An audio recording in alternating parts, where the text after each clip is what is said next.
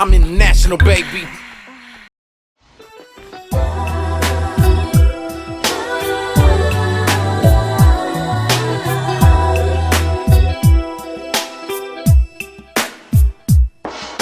I just woke up, thank God it's Friday. Fire up the lack and hit the highway. Pulled in the car wash so they can hit them white wall tires. A day in the Ville, sitting on LA wires. And it's gotta be 80 degrees. I got a check in my pocket for 15 G's. Hit the first interstate, now I'm straight. Stop at the record store to pick me up an old school tape. I had my son Scoop, and he was growing up producing and doing music, so I had to make sure that he was very well guarded, protected. Yeah. Safe from. I was going to ask you about. I'm going to come on to Scoop, but I mean, from your perspective, I mean, at that time, I mean, did you? I mean, you've never seemed to change. You've always seemed to be. You know, and I think this is a big thing that people in the UK or other places, maybe some rappers of today, we won't mention names, but there's certain rappers that are out there today and they don't seem authentic at all. There's nothing authentic about them. You are authentic. You're the real deal, and that's the thing. And you know, Ice-T, you know, obviously it came from that real place, and as did you do. And so, I mean, was that a thought process, because the Latino community in LA, I mean, some of not just me and Ice, there's a lot of us in that rap genre that I even up to the end of that, even Coolio, rest in peace, the last ones of I mean, there were a lot of us that started together in that K-Day 1580 K-Day circle, opening up the Church's Chickens with Greg Mack and Roy Kaufman and them, that I still talk to this day. Corrupt will not go a week without at least calling me at least twice a week or once a week. And these are, man, we have a solid core and foundation and structure of us that are still together real. Dub C from Low Pro, I started with him with Aladdin when they first had started. To this day, man, we were always with each other. They give me my drops for my shows, and yeah, man, there's a lot of us that are still solid and really, but then again, there were a lot of them that fell by the wayside because they weren't authentic and they weren't real and they didn't have that staying power. You know what I mean? Like, it's sad, but, and like you said, I don't want to mention no names or say about the people that didn't have that. And I'm blessed to have longevity, man. I'm blessed to be alive still. I look at some of these guys now and the things that they have, and I'm like, bro, I see what you have and I see what you got right now in this thing, but I want to see it if I'm going to be here, but I want to see it in 20 years. You know what I mean? Yeah. No, I'm not buying it. You know, I got congenital heart disease. The Lord is going to keep me pulling and keep me strong for as long as he pulls me through, brother. And every day on this side of the dirt is an absolute blessing, brother. Absolute blessing.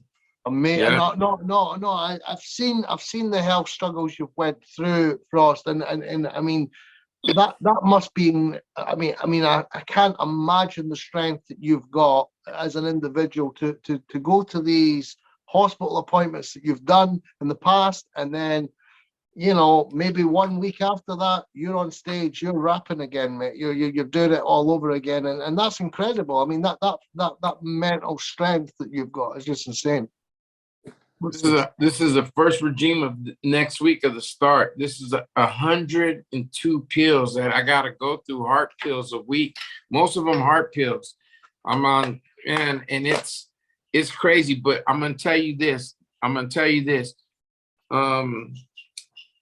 You have to live. If I sat back in a bed like some of these dudes waiting for it to go or waiting for it to, man, I know one thing, that when I do go and when it's finished and at the end of my day, is that you guys got to know this from my heart, is that I went out doing what I loved, and I went out doing this music thing. I was a kid humming bars, whistling songs, singing these songs that I know word for word, from classic rock all the way up into a kid going into the rap game, all the way up into where I am now. You know what I mean? And man, hip hop saved my life. And if I wouldn't have had hip hop or wouldn't have had this rap thing or this music, I definitely know that I would not be here, or we wouldn't have this conversation. So, man.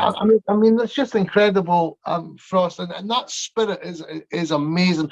Can I ask you something? At the point in time, what was your parents' reaction to your success, and your family's reaction? What was the reaction like from everybody around?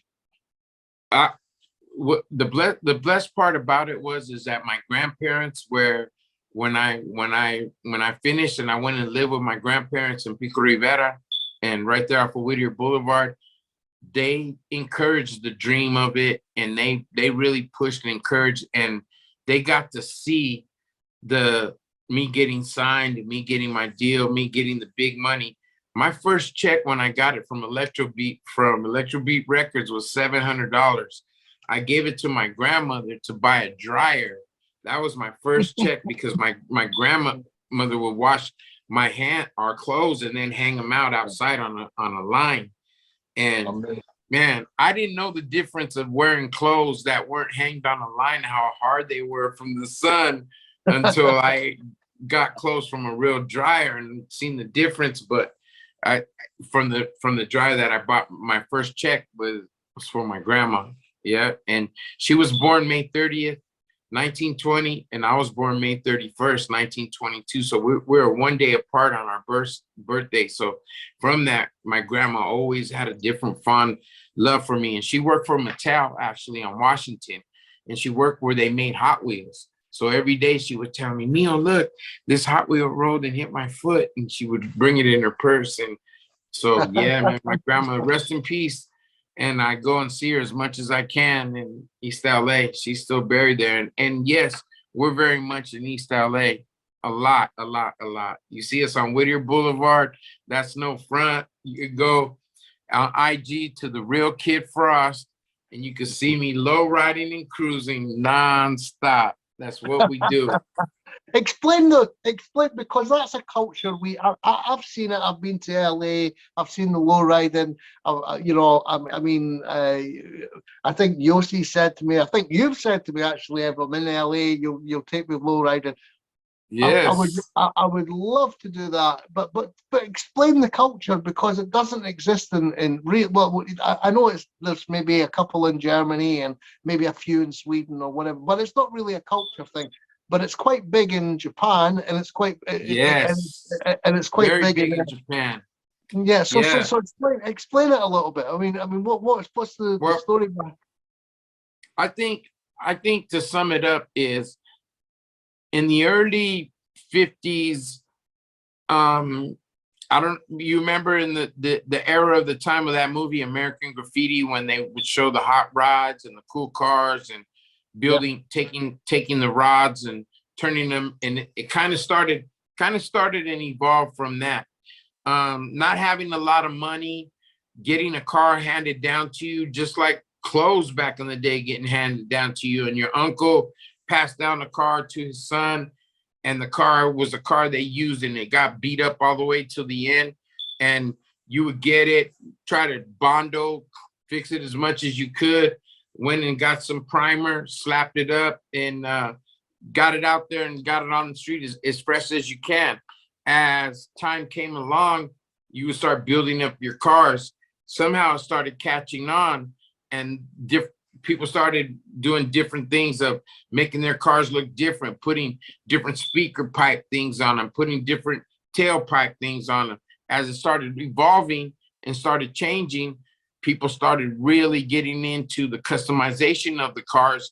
You started seeing a more cooler, laid back style. And I think the first parts of those styles came back from us seeing the limousines with the pimps laid back in them big cars with the things, and then us trying to go and emulate some of those car styles and some of those different styles, seeing everything. Okay, so you're taking that style of those cars, taking the styles that you might see on the Munsters, taking those cars that you might see from seeing your kids trying to fix these other cars, and they're just slap ups with different things on them.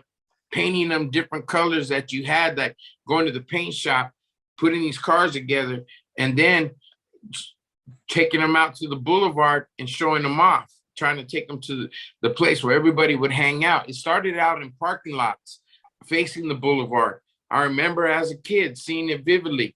Then the chain steering wheels came out, and they started putting the steering wheels came out. Then they had the dollies from the curtains and putting the little dingle balls all the way around. Then they had the dog in the back, and they had the curtain visors, the skirts, you just started seeing all kinds of stuff come out. And it was just an evolution of the things that we've seen on TV, from movies, seen on that. When you seen Gypsy Rose from and then the Lowriders just started coming more and more and more and more. It was just like anything that took off.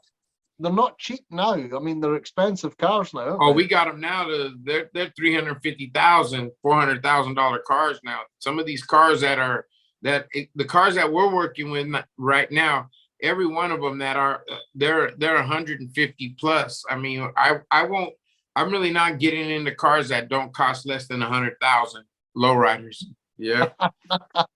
I mean, that's just incredible. And what's the connection then between the low riding community and rap music then? What is the connection? Because you said yourself you do a lot of car shows in America. I mean, car shows over here is quite rock based almost. It's kind of rock music that you would maybe hear at a car show in Europe, but over in LA, etc., it's really, or America, it's quite a lot of rap and different kind of styles of music. But what's the connection? What is there a specific connection between Lowriders and rap? Or well, yeah, I mean, I think the Lowriders took to the rap music and all that because after the Latinos and Mexicanos, Chicanos, Cholitos and Mexicanos started lowriding so much, and then everybody else, all the other cultures started diversely getting into lowriding. Then before lowriding culture, lowriding was lowrider music. You would hear War, El Chicano, Tierra, Malo, all these Tex-Mex, Sodi, all the groups of the Latino culture that would bump. And that was basically, because we had, War did lowrider. I'm international, baby. Yeah. You already know the name. Been all around the world soaking up this game. Life looks clear through design and shade.